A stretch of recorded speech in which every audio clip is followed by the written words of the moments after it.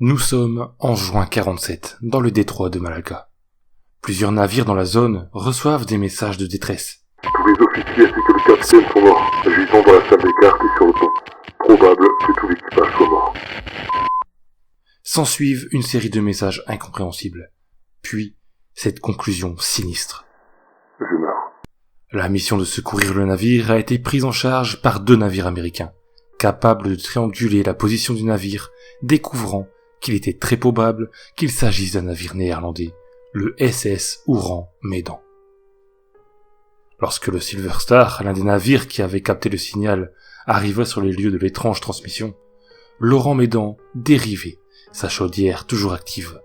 En apparence, on aurait dit que tout allait bien à bord.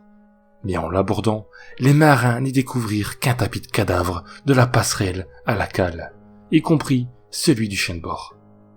Tous étaient figés dans un rictus terrifiant et regardaient vers le ciel, alors qu'aucune trace de blessure ou de maladie ne semblait avoir pu causer un tel carnage.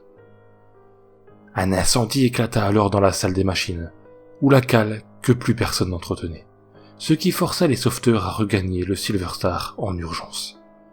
L'incendie finit par produire une explosion qui fit rapidement sombrer le navire dans les eaux indonésiennes. Plusieurs théories s'opposent à propos du drame mystérieux survenu ce jour-là, comme la possibilité d'une cargaison de contrebande d'armes ou de produits chimiques réactifs, ou même une dysfonction du moteur à vapeur ayant provoqué un début d'incendie et une intoxication de l'équipage.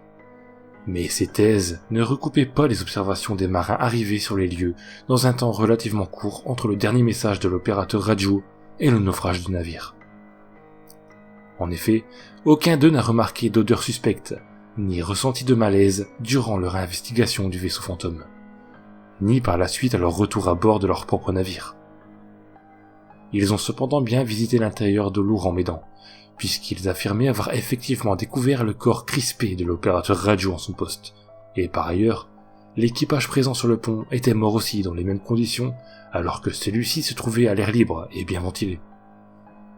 Lorsque l'affaire fut rouverte quelques années plus tard, publiée dans les manifestes de la marine marchande par les gardes-côtes de 52 et reprise par différentes revues et publications, on notera que les documents relatifs à la captation du signal et à la procédure de sauvetage du Silver Star avaient effectivement été consignés. Cependant, aucune trace ne permit de remonter jusqu'à l'armateur ou le port d'attache de ce mystérieux navire.